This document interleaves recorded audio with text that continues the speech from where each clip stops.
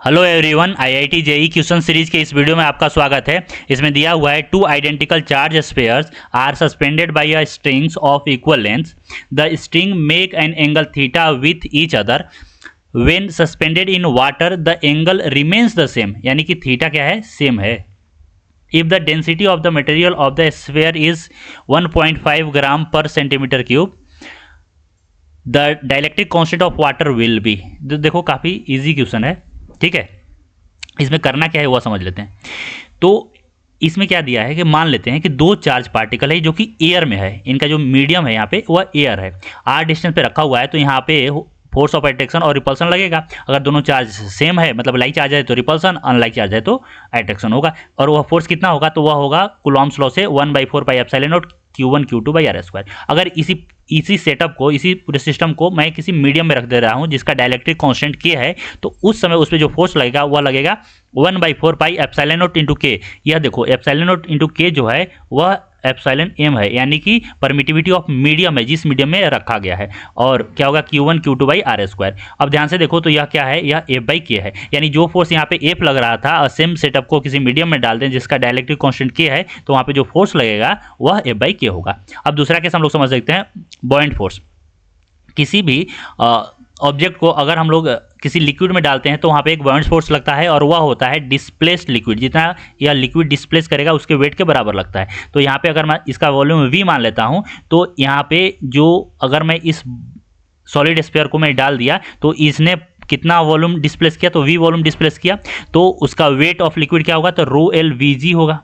तो यही यहाँ पे बॉयंट फोर्स लगेगा। तो अगर अभी मान लेते हैं जब यह बाहर था तो इस पे जो नेट फोर्स mg लग रहा था, अगर किसी लिक्विड के अंदर चला गया तो इसमें जो नेट mg फोर्स हो गया वह mg माइनस बॉयंट हो गया। और mg माइनस बॉयंट को हम लोग लिख सकते हैं, यहाँ से देखो mg माइनस बॉयंट। तो mg को अगर लिखना है तो m को क्या लिखेंगे, density of solid into volume, यह हो गया m, और g minus density of liquid Vg, यहाँ से यह हो गया, ठीक है। अब हम लोग आते हैं सवाल पे। तो देखो क्या दिया, क्या क्या दिया इसमें दिया हुआ है कि जो सॉलिड स्फीयर है उसका जो डेंसिटी है वह है 1.5 ग्राम पर सीसी, और लिक्विड का 1 ग्राम पर सीसी है, ठीक है। तो अब देखो क्या है कि इस सेटअप को मान लो यहाँ से मैं स्ट्रिंग से लगा कर रख दिया यहाँ पे। अब दोनों लाइक चार्जेज हैं तो इस पर भी Q है और इस पर भी Q है। अब यहाँ दोनों एंगल, यहाँ से यह एंगल थीटा दिया है तो यह एंगल हो गया θ/2 और यह भी हो गया θ/2। अब हम लोग इसका FBD ड्रॉ करते हैं हर एक चार्ज पे। तो इस चार्ज पे देखो यह इक्विलिब्रियम में है, तो जो चार्ज है उस पर नेट फोर्स 0 होगा। तो अगर यहाँ पे देखा जाए तो यहाँ पे फोर्स कितना लगेगा, F लगेगा। इन दोनों के बीच में जो रिपल्सन फोर्स होगा वह उसे मैं F बोल दे रहा हूँ। यहाँ पे लगेगा mg और यहाँ पे लगेगा टेंशन T। अगर मैं T का कंपोनेंट लूँ तो यह अगर θ/2 है तो यह भी θ/2 होगा। तो इधर कितना आ जाएगा, इधर आ जाएगा T cos θ/2 और इधर आ जाएगा T sin θ/2। अब देखो यह जो चार्ज है वह इक्विलिब्रियम में है, यानी कि नेट हॉरिजॉन्टल फोर्स और नेट वर्टिकल फोर्स क्या होगा, 0 होगा। तो यहाँ से हम बोल सकते हैं कि T sin θ/2 जो है वह F के बराबर है, और T cos θ/2 वह mg के बराबर है, ठीक है। तो यहाँ से जो tan थीटा आ गया, tan θ/2 वह आ गया F/mg। अब सेम सेटअप को हम लोग केस में रख दिए, वाटर में रख दिए। तो जब वाटर में रखेंगे तो वहाँ पे क्या होगा, इसे भी हम लोग देख लेते हैं।